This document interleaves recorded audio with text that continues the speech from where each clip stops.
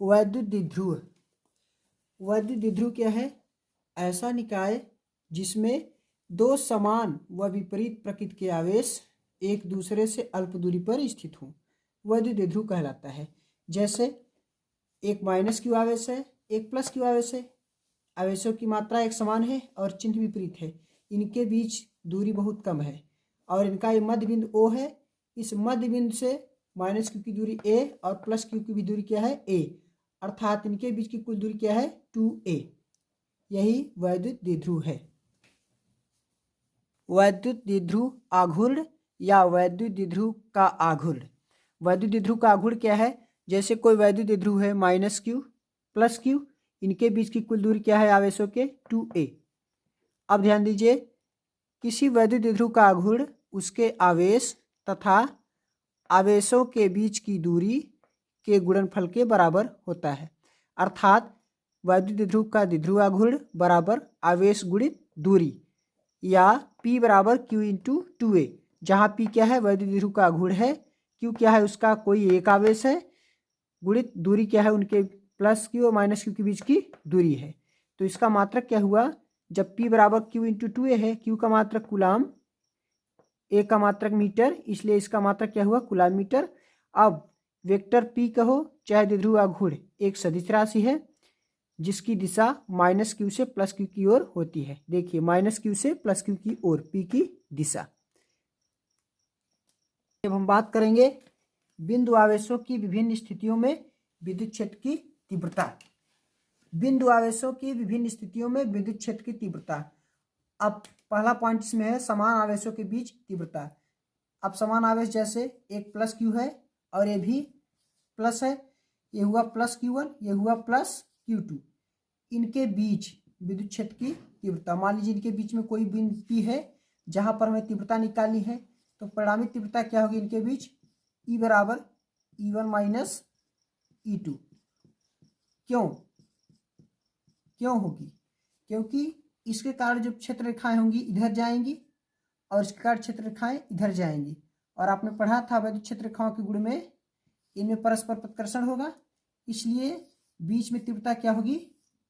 न्यूनतम होगी। बीच में तीव्रता न्यूनतम होगी, इसलिए बीच में तीव्रता E बराबर, या कहो परिणामी तीव्रता E बराबर E1 माइनस E2। अब हम दूसरे केस की बात करेंगे, समान आवेशों के बाहर। समान आवेशों के बाहर तीव्रता। समान आवेशों के बाहर तीव्रता क्या होगी? जैसे एक आवेश हो गया है प्लस Q1 और एक हो गया है प्लस Q2। अब इनके बाहर यहाँ बिंदु P पर, यहाँ पर तीव्रता क्या होगी? परिणामी तीव्रता E बराबर, या EP बराबर हम लिख रहे हैं वेक्टर E1 प्लस E2। क्योंकि बिंदु P के लिए बाहर की तरफ के लिए यहाँ से निकलने वाली बल रेखाएं इधर ही जाएंगी और यहाँ से निकलने वाली बल रेखाएं इधर ही जाएंगी, अर्थात E1 और E2 दोनों एक ही दिशा में होंगे, इसलिए बिंदु P पर परिणामी तीव्रता EP बराबर E1 प्लस E2। तो हम बात करेंगे विपरीत आवेशों के बीच तीव्रता। विपरीत आवेश जैसे एक ये प्लस Q1 है और यह है माइनस Q2, दो आवेश हैं, इनके बीच तीव्रता मान लीजिए बिंदु O है, यहाँ पर बिंदु O पर। ओके, अब ध्यान दीजिए इनके बीच बिंदु पर क्या होगा तीव्रता? परिणामी तीव्रता E बराबर होगी E1 प्लस E2। क्योंकि जो विद्युत क्षेत्र रेखाएं होती हैं प्लस से माइनस की ओर जाती है, इसलिए इसकी क्षेत्र रेखाएं क्या होंगी? E1 इधर की तरफ ही होंगी, और माइनस क्यू पर अनंत से आती है, माइनस क्यू आवेश पर, तो माइनस क्यू पर अनंत से जो विद्युत क्षेत्र रेखाएं आएंगी वो प्लस की तरफ से ही आएंगी, क्योंकि विद्युत क्षेत्र की दिशा प्लस से माइनस की ओर होती है। अब दोनों वेक्टर जो है E1 E2 इनकी दिशा एक समान है, इसलिए इनका परिणामी यहाँ बिंदु O पर क्या होगा? E बराबर E1 प्लस E2। अब अगला केस है विपरीत आवेशों के बाहर।